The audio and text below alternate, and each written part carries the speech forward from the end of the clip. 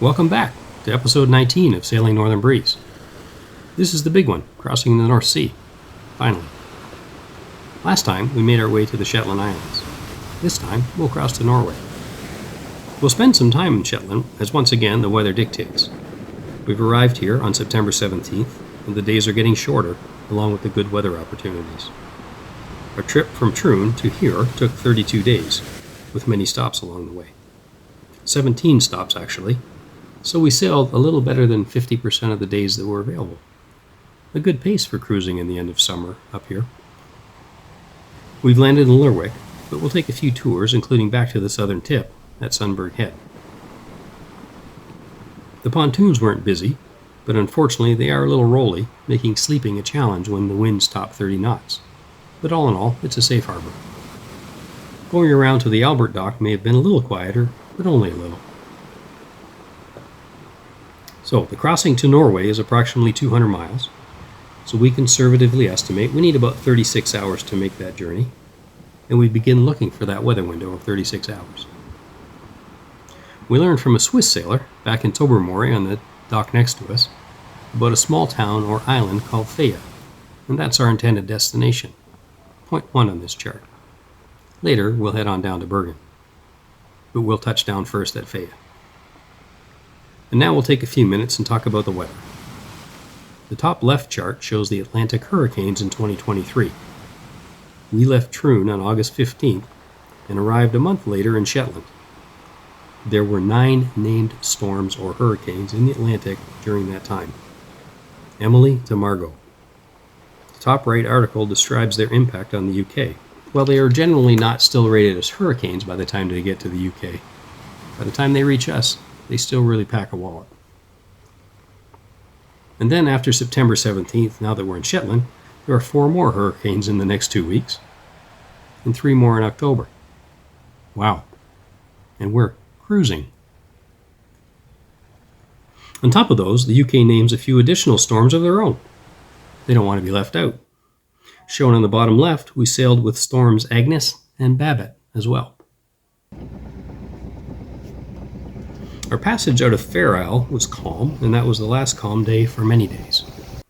We were excited to arrive in Lerwick and had no trouble filling our time exploring. Here we are on the pontoon, in the same basin as the RNLI rescue boat. And this building was very familiar to us as TV watchers of the television crime drama Shetland. This is the home of Detective Jimmy Perez. It was neat to see Jimmy's Lodbury home on the water. Many scenes have been filmed right here.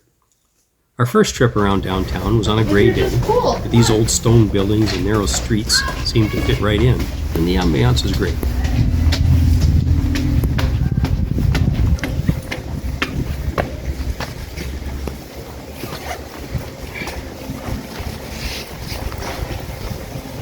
I wonder if that place that we had breakfast is.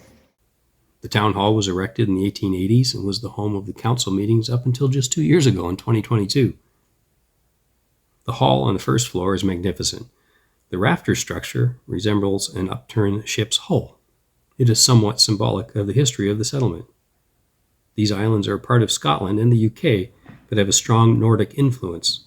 The stained glass windows describe much of that history.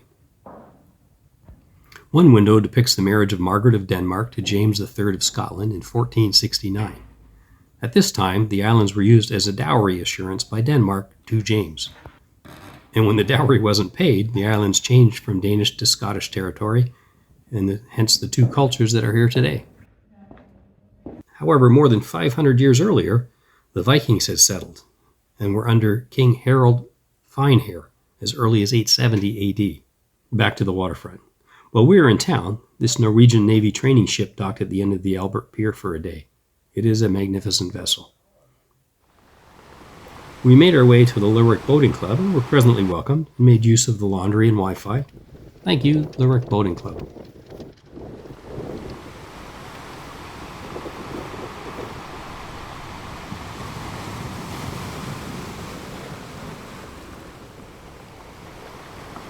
A cruise ship, one of many, anchored in the bay.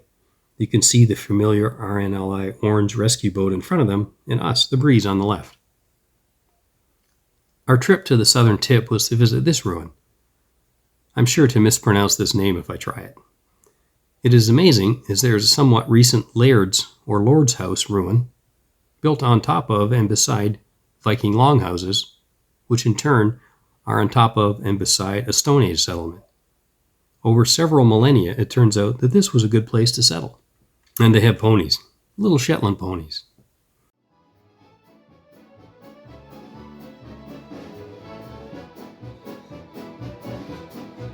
Hey there. Because they're all hungry. Not too picky though.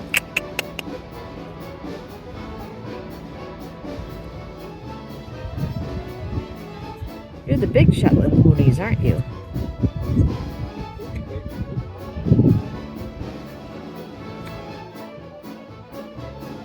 You would like a drink of tea, please. I hope that's your cup.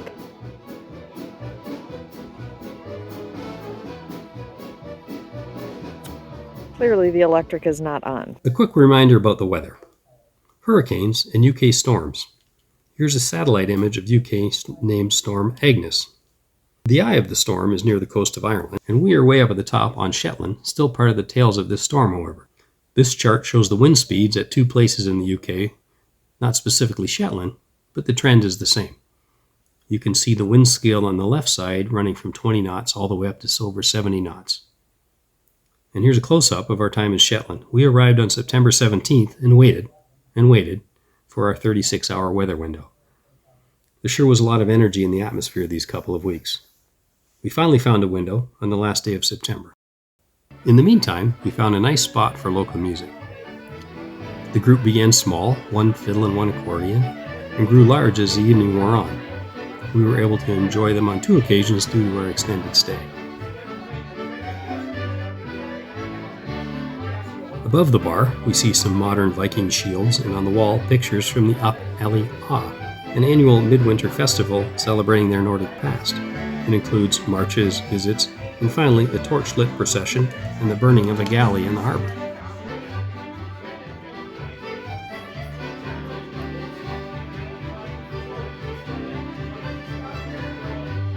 So, how many musicians can you see?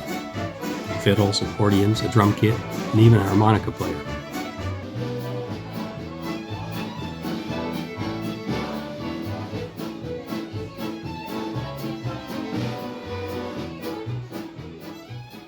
We wandered the town and became familiar with the many lanes or closes of Lerwick. Very interesting urban planning. Each has its own name, often changed over the decades.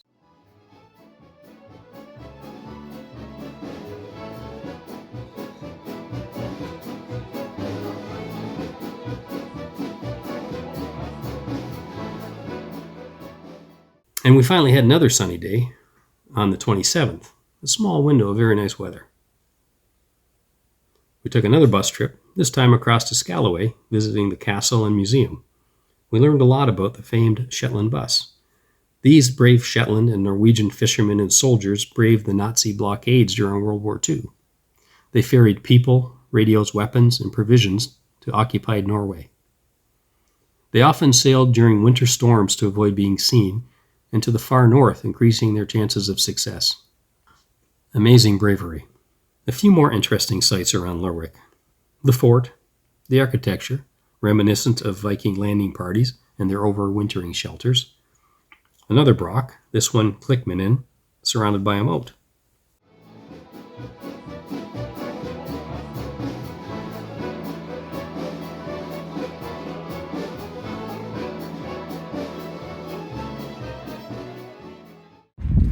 These are the steps that go between the two sides of the broch, the inner and the outer. And just look how thick these walls are. Can't even get them all in the picture. These tunnels, they went all the way around, so people could walk and use the broch without having to go outside.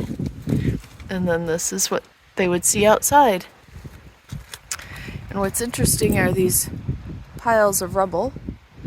It could have been from the broch, but on the left there are definitely houses.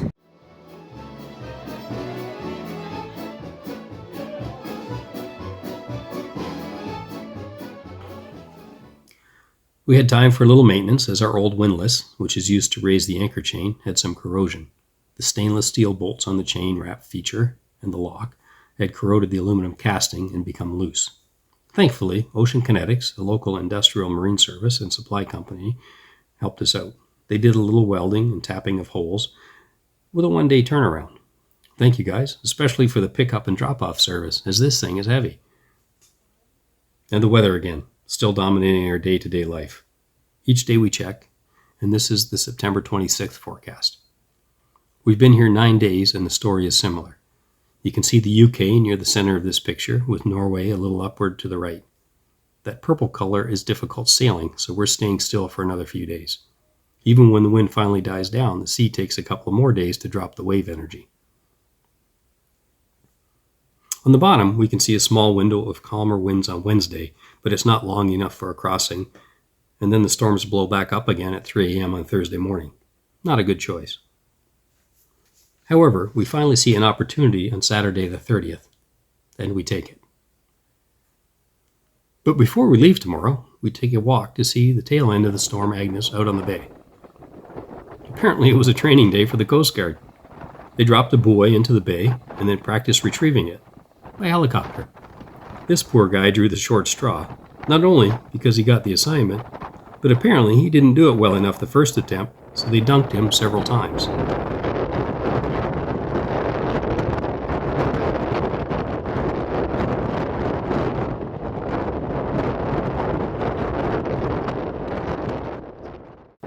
I think we'll call him Earl.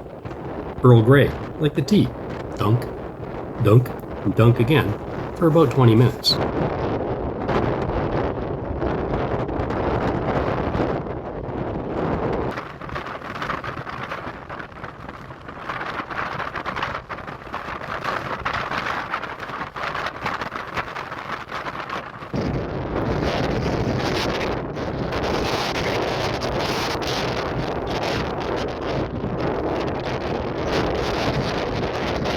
I suppose if they lost him, he could always swim over here to the friendly beach. Way to go, Earl. Just keep swimming.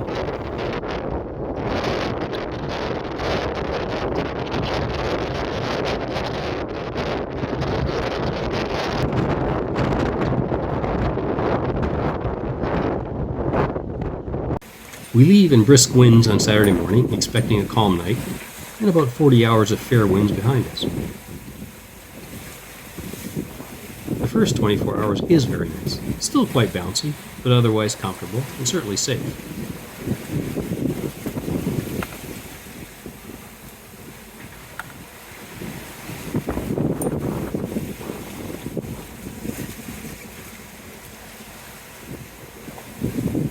After midnight, we begin to see a lot of lights on the horizon. So it's almost October 1st, and we're finally crossing the North Sea. So I'm on my night shift. See those lights right there? Through our window? That's a fishing boat. Miles and miles of room throughout. Forever. Oh, there's the home station. And this particular fishing boat needs to get up nice and cozy. Oh well. To each their own. The night's shift is so nice and so serene. There are many huge fishing boats on the first part of the night, followed by many oil rigs. We'd been warned to give both a wide berth, the fishing boats to avoid nets, and the oil platforms to avoid being perceived as a threat by them, and then they would have to send someone out to intercept us.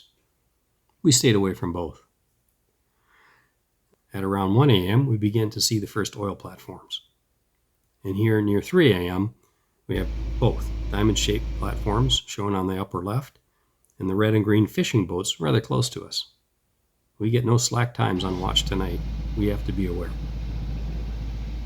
There's a lot of light pollution out here in the North Sea. I wonder what that does for the local wildlife, such as migrating birds and sea life. There are many, many oil platforms. Here we show our approach to Norway. Well, that off in the distance that you can see on this first day of October is Norway. And we have been having a wonderful time. I'm joking. Coming on this crossing. The good news was overnight it was pretty tame, so there wasn't a lot to do. Yesterday and this morning has been, or most of today has been pretty entertaining. It's kept us really busy with the gusts up to 25, 30 knots, which doesn't sound like a whole lot, and in reality it's probably not, but this boat is really difficult to slow down when she gets going, and we've really had to put the reins on her in order to keep her going straight. So, a few more hours and hopefully we'll be in Veggie, Norway. The wind had shifted, so we had 25 knot winds coming from the east directly on our nose, with 2-meter seas. We were making slow progress the last piece. That was okay, except that it drove us north of this path. We ended up about a mile north, tiptoeing through these tiny rocky islands, and finally were able to reach the harbor around dinner time. We found a nice berth alongside the local distillery and settled in for the evening. We've made it! Another new country to explore, and finally crossing the North Sea between storms on October 1st. Whoop whoop! Tomorrow we'll inspect for damage as we hit an obstacle in the final 5 miles, but for today we celebrate. So thanks this week go to the excellent staff at the harbor in Lerwick. They helped us to extend our stay day by day as needed, but we got a new storm every 3 days or so for 2 straight weeks. And to the Lerwick Fiddle and Accordion Club for the entertainment, and to Ocean Kinetics for the speedy windlass repair. And thanks to you. Only a couple of months ago we thanked 100 subscribers. Now we have over 350. Thanks for subscribing and thanks for watching. We really appreciate it, and we hope that we're providing at least a little entertainment for you with our sailing stories. We'll see you next time as we sail Norway, touch down briefly in Sweden, and finally wrap up the season in Denmark.